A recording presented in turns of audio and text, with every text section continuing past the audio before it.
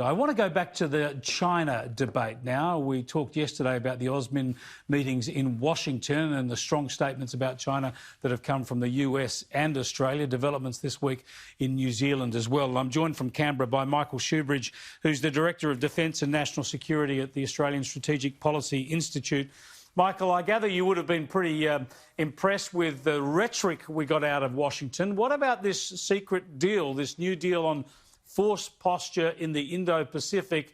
This signifies an increased American military focus on this region. Yes, it does, Chris. And although it's secret, I think we can see the bones of it in the public discussion. So if you look at what the priorities for this greater US and Australian military cooperation would be, there's a clear focus on the South China Sea and around preventing China from making moves to take Taiwan by force, as well as a big focus on working with Japan and with India through the Quad structure.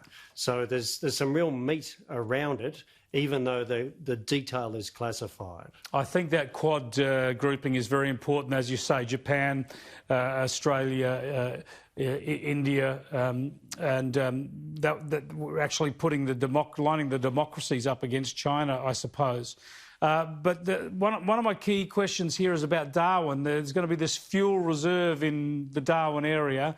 We've already got Marines rotating through Darwin. Should we be expecting increased US military installations, engagement, visits through Darwin?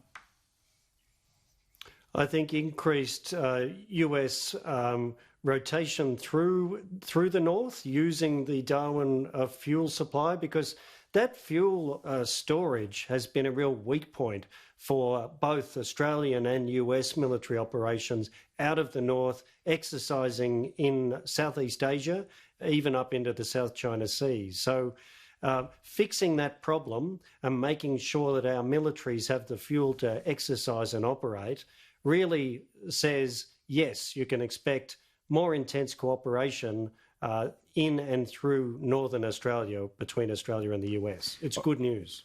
So China's been poking everybody, especially Australia. It's been bullying countries who stand up to it, like Australia. The response here is pretty firm and strong from Australia, New Zealand, from the US. What have we seen in response so far from China? Well, some pretty tired rhetoric now. The propaganda department in Beijing has rolled out some responses talking about how Australia is America's attack dog and how America has a Cold War mentality. But if you dig a little deeper, there's a real note of concern, because apparently the UK has to change its thinking because it's taking a wrong path now. We think it's doing the right things with 5G technology and on Hong Kong. India is also apparently of a wrong mindset, and Beijing's trying to warm up the Japan relationship, because it really doesn't want the Five Eyes partners and India, Japan, Australia and America coming together. But unfortunately, its actions are making its propaganda look a bit threadbare. So I think the propaganda department in Beijing has some new thinking to do to come up with some better lines. Indeed. Now, New Zealand earlier in the week has suspended its extradition treaty with Hong Kong, matching action that Australia had taken because of these new security laws imposed by Beijing. And then just today we learned that 4 people in Hong Kong have been arrested because of social media posts about Hong Kong independence. This is exactly the sort of authoritarian communist overreach we feared.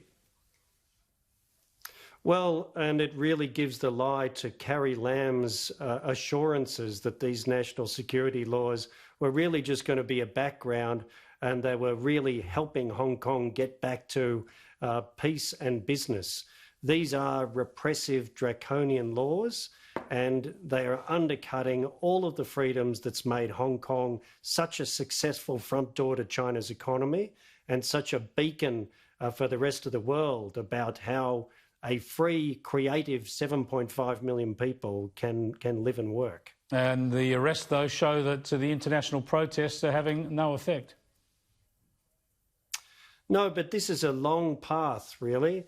I think the international moves out of the UK, Canada, New Zealand, America and Australia to suspend extradition arrangements with Hong Kong, and moves to sanction Beijing and Hong Kong officials that put into effect these draconian laws, they can change the dynamic, and they also set the scene to protect Taiwan's security and freedom. Yeah, spot on. What we do in Hong Kong is important for Taiwan. Absolutely. Thanks, Michael. Appreciate your insights. Great. Thanks very much, Chris. Michael Shoebridge there again from the Australian Strategic Policy Institute.